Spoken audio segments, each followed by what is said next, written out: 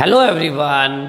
जैसे कि आपको याद है कि हमने कल आपको अभिक्रिया के बारे में बताया था और अभिक्रिया से वेग समीकरण के बारे में बताया था। हमने अभिक्रिया और वेग समीकरण के बारे में बताया था। अब माना अभिक्रिया 3NO = N2O है। यहाँ पर वेग बराबर के NO की घात 2 क्यों आई, 3 क्यों नहीं आई? क्योंकि यह अभिक्रिया एक से अधिक पद में संपन्न हो रही होगी और पहले पद में यानी वेग निर्धारक पद में NO के 2 अनुकाम ले रहे होंगे।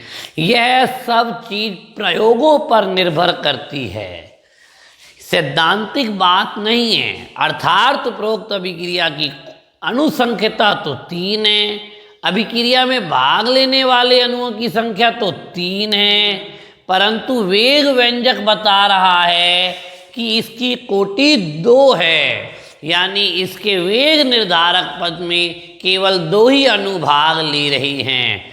तो कोटि कितनी हो गई? 2।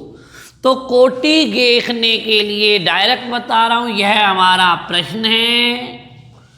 इसमें अभिक्रिया भी लिखी हुई आएगी, वेग समीकरण भी लिखा हुआ आएगा और हमसे 2 बातें पूछेगा, कोटि और वेग स्थिरांक का मात्रक। आपको प्रश्न समझ में आ गया? हमारे प्रश्न में अभिक्रिया भी लिखी हुई आएगी और वेग व्यंजक भी लिखा हुआ आएगा और पूछेगा क्या? कोटि और वेग स्थिरांक का मात्रक। तो कोटि आप देखते ही पता लगा लोगे। कोटि कौन सी है? जो हमारा वेग व्यंजक है उसमें अभिकारकों की सांद्रता की घातांक कोटि है। वेग स्थिरांक का मात्रक मोल लीटर इनवर्स की घात 1 - n सेकंड इनवर्स। यहां ये मात्रक है, जर्नल फॉर्मूला है। n का मान 2 रख देंगे, मोल लीटर इनवर्स 1 - 2 यानी -1। लो जी -1 यानी मोल -1 हो गया, लीटर +1 हो गया, सेकंड इनवर्स। ये हमारा क्या निकल कर आ गया? ये हमारा वेग स्थिरांक का मात्रक निकल कर आ गया। इसी प्रश्न का दूसरा भाग यहां लिखा हुआ है। H2O2 एक्वस, ब्रैकेट में AQ लिख रहा है, इसका मतलब एक्वस, एक्वस मतलब जलीय। 3I ऋण आयन, एक्वस, एक्वस माने जलीय। 2H धन आयन, एक्वस। 2H2O I3। उपरोक्त अभिक्रिया का वेग समीकरण के बराबर H2O2 और I ऋण आयन है। तो आप समझ गए होंगे। कोटि बताओ, कोटि कितनी होगी इसकी? वेग व्यंजक में 1 और 1 सांद्रताओं के घातांक 1 + 1 यानी 2 आ गया। वेग स्थिरांक का मात्रक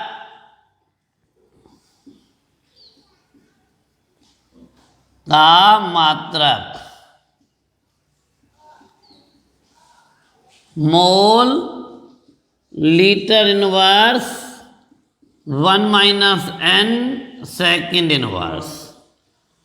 मोल लीटर इनवर्स 1 - 2 यानी -1 यानी मोल की घात -1 आ गया, लीटर की घात +1 आ गया, सेकंड इनवर्स आ गया। इसी प्रकार हमारे पास ये तीसरी अभिक्रिया दी हुई है, CH3CHO यानी एसिटाल्डिहाइड मैथेन और कार्बन मोनोऑक्साइड में टूट रहा है। उपरोक्त अभिक्रिया का वेग के CH3CHO की घात 3/2 है। कोटि कितनी हो जाएगी इसकी? ये रही कोटि 3/2। वेग स्थिरांक का मात्रक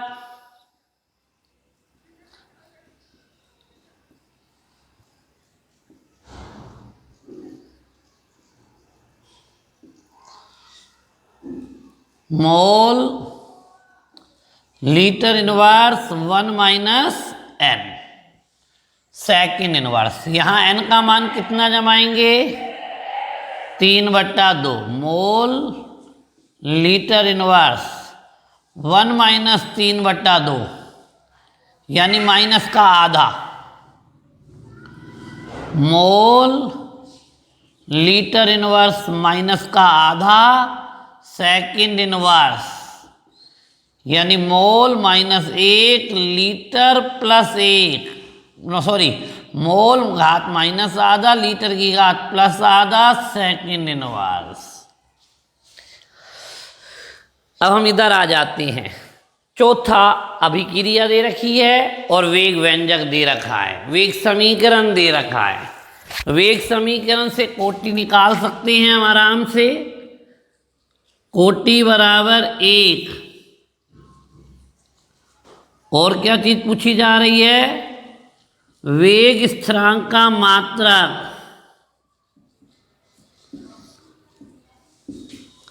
वेग स्थिरांक का मात्रक क्या है? मोल लीटर इनवर्स की घात 1 minus n second inverse. N का मान 1 रख देंगे। Mole litre inverse 1 minus 1 second inverse. 1 minus 1 का मतलब हो गया 0। जब किसी पद की घात 0 होती है तो उत्तर 1 आता है, तो यानी ये सारा खत्म हो गया सेकेंड इनवर्स। तो ये हमने आपको क्या सिखाया है अभी? अगर हमारे पेपर में कोई प्रश्न दिया हुआ है और उस प्रश्न में वेग समीकरण दिया हुआ हो तो उसका क्या निकाल सकते हैं हम? कोटि निकाल सकते हैं और वेग स्थिरांक का मात्रक निकाल सकते हैं। ये मैंने आपको एक जैसे 4 अलग अलग भाग करके दिखा दिए। एक बार मैं आपको जनरली याद दिलाता हूं कि रासायनिक अभिक्रिया के वेग का मात्रक mole litre inverse second inverse होता है और वेग स्थिरांक का मात्रक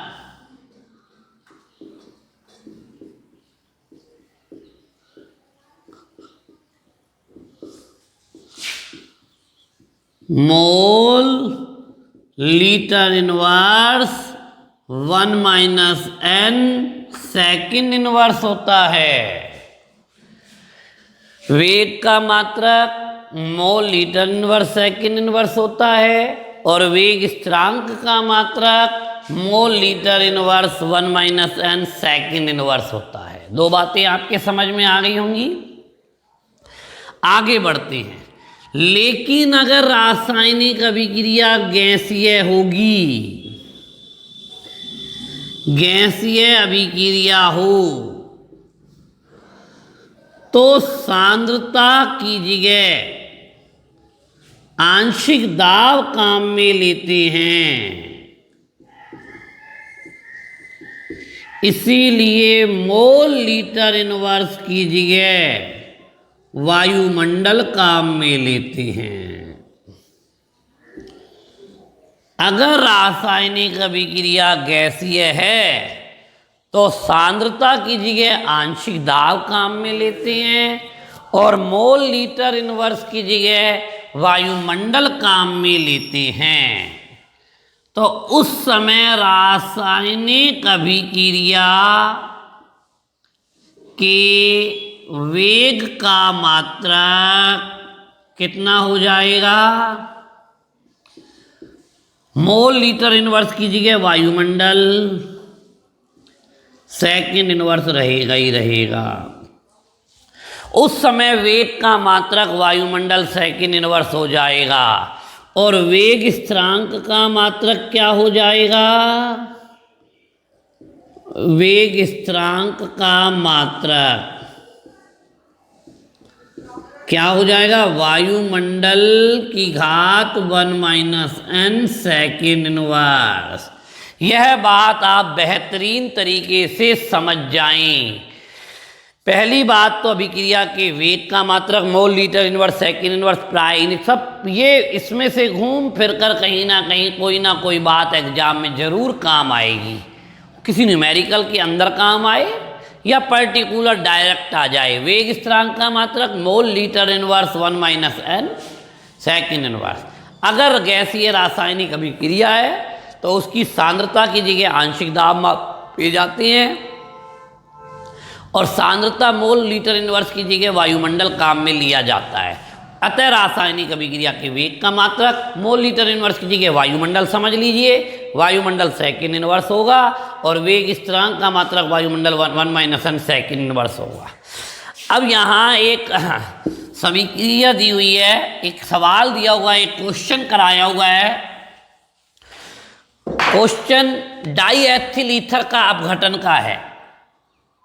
डाई एथिल ईथर के अपघटन का है।